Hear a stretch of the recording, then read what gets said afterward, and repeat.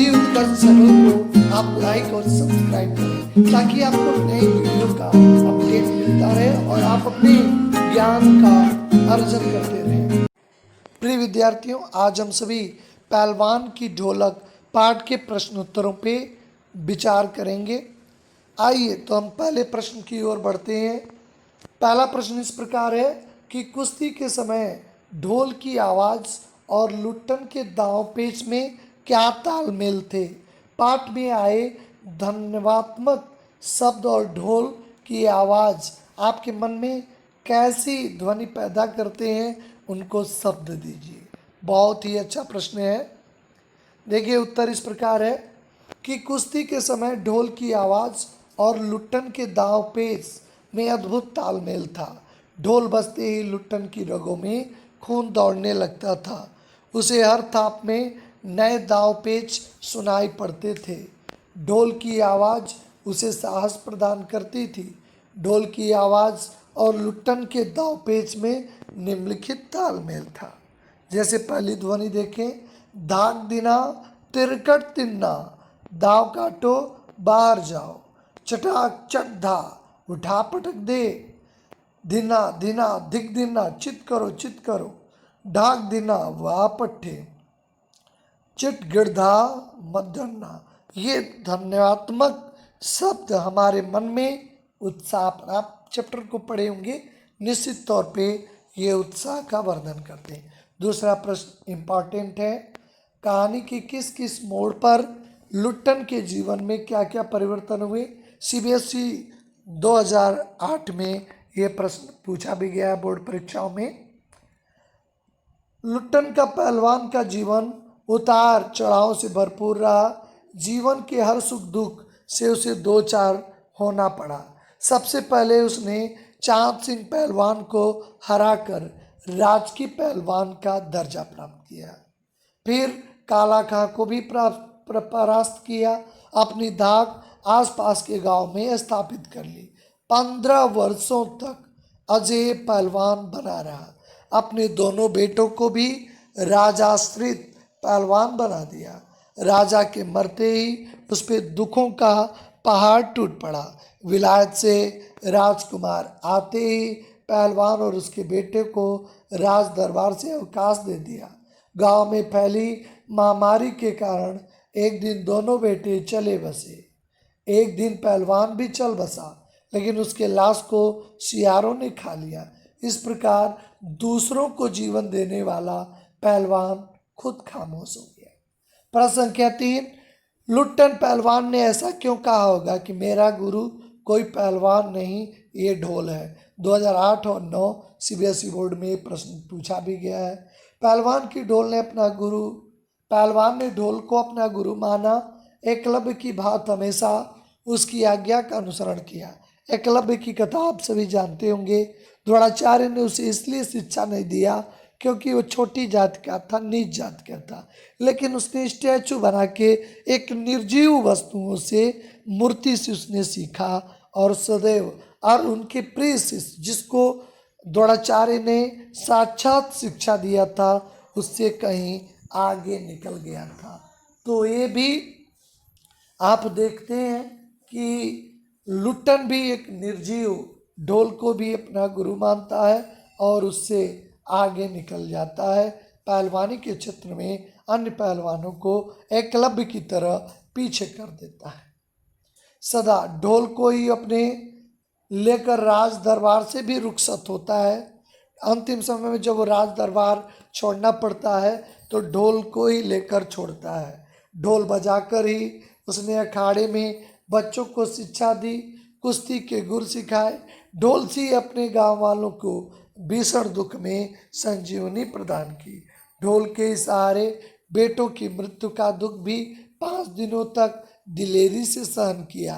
अंत में वो भी मर गया। ये सब देखकर लगता है कि उसका ढोल उसके जीवन में संबल और उसका जीवन साथी ही था। प्रश्न संख्या 4, गांव की महामारी फैलने और बेटे के देहांत के बावजूद भी लुट्टन ढोल क्यों बजाता रहा। ये प्रश्न काफ़ी इम्पॉर्टेंट है। सीबीएसई 2009, 2011, 2015 में ये पूछा है।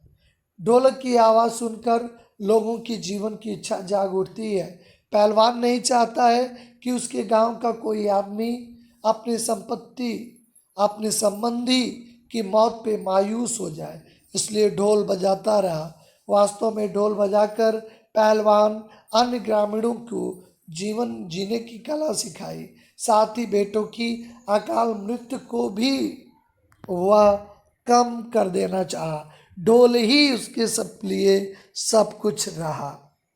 प्रश्न संख्या 5 यहाँ इस प्रकार है, ढोल की आवाज़ का पूरे गांव पे क्या असर होता था? ये भी 3 वर्षों में पूछा है, सीबीएसई 2008, 2012, 2015 में। अथवा इस प्रश्न इस प्रकार भी एक साल 2013 में पूछा है, पहलवान की ढोलक उठती गिरती आवाज़ बीमारी से दम तोड़ रहे ग्रामवासियों के लिए किस प्रकार संजीवनी का संचार करती है? महामारी की त्रासदी से जूझते ग्रामीण को ढोलक की आवाज़ संजीवनी की शक्ति की तरह मौत से लड़ने की प्रेरणा देती है। ये आवाज़ बूढ़े जवान बच्चों को शक्तिहीन आंखों के सामने दंगल का दृश्य उपस्थित कर देती है। लोग लगता है कि दंगल हो रहा है। उसके स्पंदन से शून्य स्नायुओं में बिजली दौड़ती है। ठीक है कि ढोलक की आवाज़ में बुखार को दूर करने की ताकत नहीं थी, पर उसे सुनकर मरते हुए प्राणियों को अपनी आंख मूंदते समय कोई तकलीफ नहीं होती थी। उस समय लोग मृत्यु से नहीं डरते थे। इस प्रकार ढोलक की आवाज़ गांव वालों को मृत्यु से लड़ने की प्रेरणा देती थी। प्रश्न संख्या 6 है, महामारी फैलने के बाद गांव में सूर्योदय और सूर्यास्त के दृश्य में क्या अंतर होता है? सीबीएसई 2008 में पूछा भी है। महामारी के समय सारे गांव में बुरी तरह से प्रभावित किया था। लोग सूर्योदय के समय ही यानी जब सूर्योदय होते ही मृत संबंधियों की लाश उठाकर गांव के शमशान की ओर जाते थे ताकि उनका अंतिम संस्कार किया जा सके। सूर्यास्त होते ही सारे गांव में मातम छा जाता था। किसी न किसी बच्चे, बूढ़े अथवा जवान की मरने की खबर इस आग की तरह फैल जाती थी। पूरा गांव शमशान घाट बन चुका था। प्रश्न संख्या 7 इस प्रकार है, कुश्ती या दंगल में लोगों और राजाओं का प्रिय शौक हुआ करता था। पहलवानों को राजा एवं लोगों के द्वारा विशेष सम्मान दिया जाता था। अब इस पर कुछ विचार करना आपको, ऐसी स्थिति अब क्यों नहीं है? इसकी जगह आप किन खेलों ने ले ली है? कुश्ती को फिर से प्रिय खेल बनाने के लिए क्या कार्य किए जा सकते हैं? तो एक एक पे विचार हम सभी करते हैं। कुश्ती या दंगल पहले राजाओं के प्रिय शौक हुआ करते थे। राजा पहलवानों को सम्मान देते थे, परंतु आज स्थिति बदल गई है। अब पहले की तरह राजा रहे नहीं।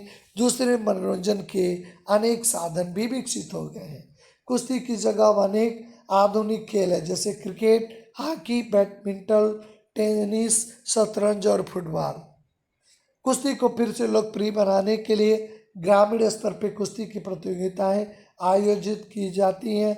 साथ साथ पहलवानों को उचित प्रशिक्षण तथा कुश्ती को बढ़ावा देने के लिए मीडिया का उपयोग किया जा सकता है। प्रश्न संख्या 8 इस प्रकार है कि आशय स्पष्ट करें, आकाश से टूटकर यदि कोई भावुक तारा पृथ्वी पे जाना भी चाहता है तो उसकी ज्योति और शक्ति रास्ते में ही समाप्त हो जाती है तथा अन्य तारे उसकी भावुकता और असफलता पे खिलखिलाकर हंस पड़ते हैं। उत्तर इसका इस प्रकार है, लेखक ने इस कहानी में कई जगहों पे प्रकृति का मानवीकरण किया है। यह गद्यांश भी प्रकृति का ही मानवीकरण है। यहाँ पे लेखक के कहने का आशय है, जब सारा गांव मातम और सिसकियों में डूबा था तो आकाश के तारे भी गांव की दुर्दशा पे आंसू बहाते प्रतीत होते थे, क्योंकि आकाश से चारों ओर निस्तब्धता छाई हुई थी। कोई तारा अपने मंडल से टूटकर पृथ्वी पे फैले दुखों को बांटने की चेष्टा करता था तो रास्ते में ही विलीन या नष्ट हो जाता था, अर्थात तो पृथ्वी तक नहीं पहुंच पाता था तथा अन्य बचे तारे उसकी इस भावना को नहीं समझते थे, केवल उस पर उपहास करते थे और मजाक उड़ाते थे। प्रश्न संख्या 9, पाठ में आए अनेक स्थलों का जो है प्रकृति में मानवीकरण किया गया है।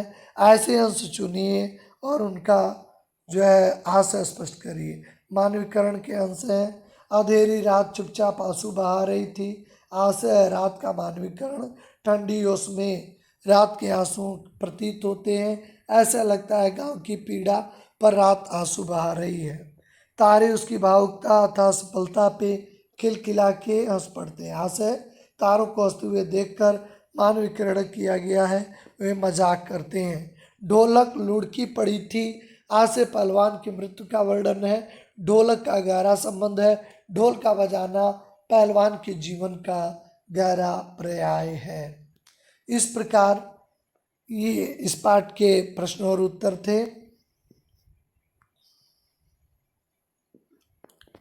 इस पाठ के प्रश्न और उत्तर है पहलवान की ढोलक, ये पाठ था। इसमें आए हुए सभी प्रश्न बहुत ही सरल हैं, रोचक हैं। आपने देखा निश्चित तौर पे कि पहलवान की ढोलक किस तरह उसके जीवन में प्रेरणा देती थी, किस तरह स्थितियां और परिस्थितियां व्यक्ति के जीवन में परिवर्तनकारी होती हैं। समय के साथ ने उसे राज दरबार का एक जो है राजकीय पहलवान घोषित किया था, लेकिन स्थितियां और परिस्थितियां कैसे उसे गांव से रहने के लिए, गांव में रहने के लिए मजबूर कर देती। इतना नामियर जिसने चांद सिंह काला खां को पराजित किया था, लेकिन आज खुद अपनी परिस्थितियों से हार रहा था। खाने के लाले पड़ गए थे। उसके बच्चे पहलवानी छोड़ के मजदूरी का काम करते थे। अब इससे बड़ी त्रासदी क्या होगी। लोक परंपरा और संस्कृति के क्षय की, चरण की, जिसमें पहलवान इतना राजकीय सम्मान प्राप्त करते हुए भी वह किस तरह विवश हो जाता है। यहाँ पे विचारणीय प्रश्न है। सोचने के लिए समाज पे सोचा प्रश्न छोड़ा जाता है कि किस तरह लोग अपने देश काल और परिस्थितियों से विवश हो जाते हैं, उनकी विवशता किस प्रकार हो जाती है। ये पाठ भली बात दिखाता है। और चाहे वो सजीव वस्तुएं हो, चाहे वह निर्जीव वस्तुएं हैं, वह हमें मोटिव करती हैं। एकलव्य का उदाहरण भी इस प्रश्न में दिया गया है कि एकलव्य भी निर्जीव वस्तु यानी द्रोणाचार्य की मूर्ति को अपना प्रतीक मानते हुए धनुर्विद्या में निपुण हो गया। पहलवान भी जिंदगी के जटिल से जटिल, जब उसे पहली बार दंगल लड़ना था तब भी वह ढोलक का सहारा लिया। फिर जब उसे जो है राज दरबार में से निर्वासित हुआ, ढोल लेकर गांव के लोगों के लिए अगर संजीवनी देने का काम करता था तो ढोल के ही माध्यम से। आशा है कि ये चैप्टर आप सभी को समझ में आया होगा। नेक्स्ट वीडियो में आप सभी से मुलाकात होती है। आप सभी का धन्यवाद। हिंदी उत्कर्ष चैनल को आप लाइक और सब्सक्राइब करें ताकि आपको नई वीडियो का अपडेट मिलता रहे और आप अपने ज्ञान का अर्जन करते रहें।